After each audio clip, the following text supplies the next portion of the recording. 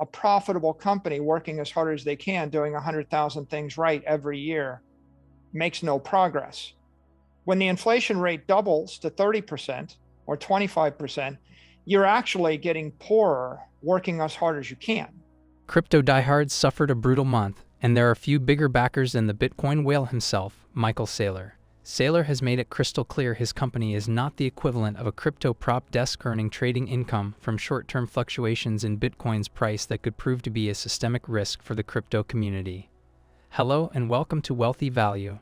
In today's video, MicroStrategy CEOs and Bitcoin evangelist Michael Saylor talks about the adoption of Bitcoin by companies and countries globally, real problems faced by the economy today, and why Bitcoin will be the most dominant asset in the world.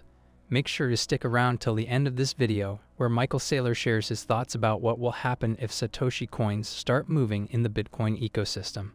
If you like the video, don't forget to give it a thumbs up, subscribe to the channel, and turn on the post notifications. Let's dive right into the video. Where we are today is Bitcoin's the winner. And Bitcoin's the winner with 20,000 competitors, and performance to it, and all of those have failed compared to Bitcoin because Bitcoin's protocol is engineered ideally to do the job of long-term digital store of value. I think that the best way to think of it is Bitcoin has risen through a very Darwinian open competition in the market to be the most robust, most secure, most accepted, most trusted digital asset network in the world. Interest rates are going up because there's macroeconomic headwinds blowing. The real problem is inflation. If inflation's running 20% and the interest rates go to 2%, they're not going to stop the problem of currency collapse. They're just going to create a near-term turbulence. And if you're a trader, you may get caught in that turbulence. If you're an investor and you're concerned about preserving your wealth to give to your children or your grandchildren, then whenever you're in an inflationary environment, your strategy is simple. I have to convert my weak currency into a strong currency. Ideally, convert my weak property into strong property. And that strong property, I want to move out of the country. I want to move it out of the jurisdiction of a politician that may confiscate it or tax it away. If you're holding a currency like the dollar, and the dollar is inflating at 15% a year, then that means you lose 15% of your wealth every year, which means that over about 4 years, 4.5 years, you lose half of your wealth. Over the course of 10 years, you lose 80% of your wealth. So it doesn't make a good savings account. It makes a good checking account. It's probably good to have 1 or 2 months of expenses in the dollar. But if you're holding a year to 10 years worth of expenses in the dollar, then in a decade, you're going to be much poorer. If you're holding the peso, and the peso is losing 40 to 50% of its value a year, it's even worse, right? Over the course of 10 years, you lose 95% of your wealth. So a weak currency is one that's inflating rapidly, that's collapsing. Weak currencies make sense. If you lived in Venezuela, you would use the bolivar for about a day. You would hold a peso or something for a month. You might hold the dollar for a year, but you would want to hold Bitcoin for a decade. So they're all different strength currencies. So why would a company or country want to use Bitcoin? Well, you don't want to use Bitcoin as your medium of exchange. You want to use the dollar.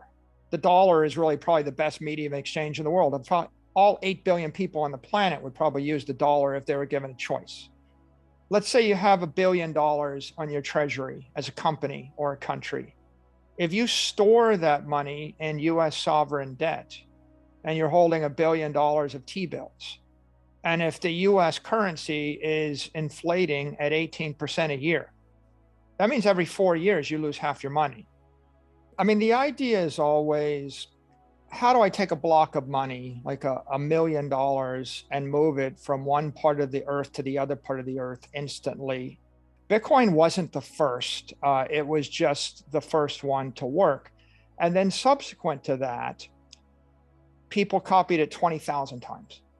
So there have been 20,000 other coins that were launched. I mean, you can copy and paste the code or cut and paste it and launch your own network tomorrow.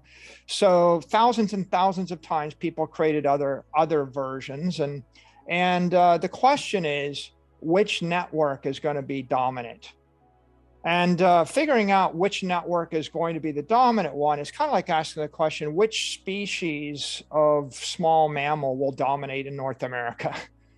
Well, you could launch 10,000 of them and only one of them can hold that spot in the ecosystem. It's a benefit to Bitcoin that they've never moved. And if they were to move, it would undermine Bitcoin. I don't think it would be fatal or catastrophic, but it wouldn't be positive. And to understand the significance of the coins, we have to go back to the theory of property versus the theory of securities. If I create a network as a company and I have control over that network, if my developers can change the protocol, and if I own a large chunk of that network, then that begins to look like a security in the eyes of the law. Like MicroStrategy stock is a security. If you launch a company and you have equity, it's a security. And if it is a security, then you have ethical legal obligations to disclose the disposition of those securities to the general public when you sell it to them. The thing that's always been very special about Bitcoin is what they call the Immaculate Conception.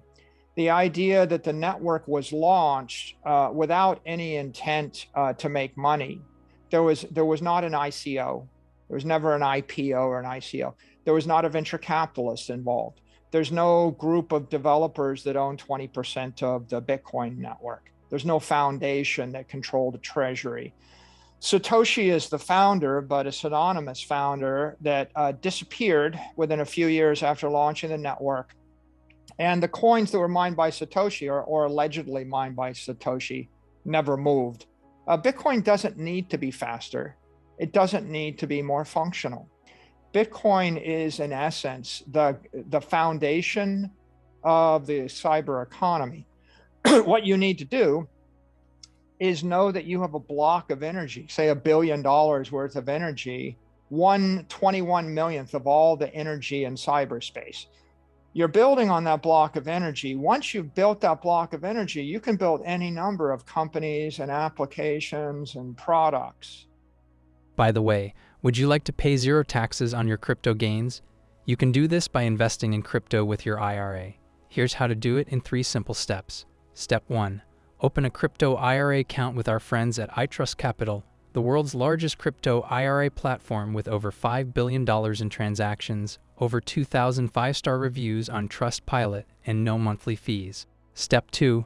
Transfer your existing IRA, roll over your employer plan, or make a cash contribution through ACH transfer, bank wire, or check. Step 3. Start investing.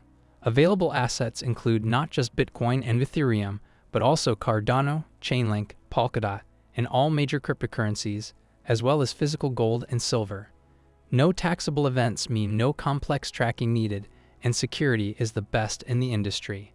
All digital assets are held in offline cold storage with the leading institutional custodians Curve and Coinbase Custody, which are both insured and backed by the largest venture capital firms in crypto. Use our link in the description below and get $100 in Bitcoin after signing up. So what are your thoughts about Michael Saylor's perspective on Bitcoin as the most dominant crypto network worldwide? Tell us in the comments. Also, don't forget to like and subscribe. See you soon with the next video. Thank you so much for watching.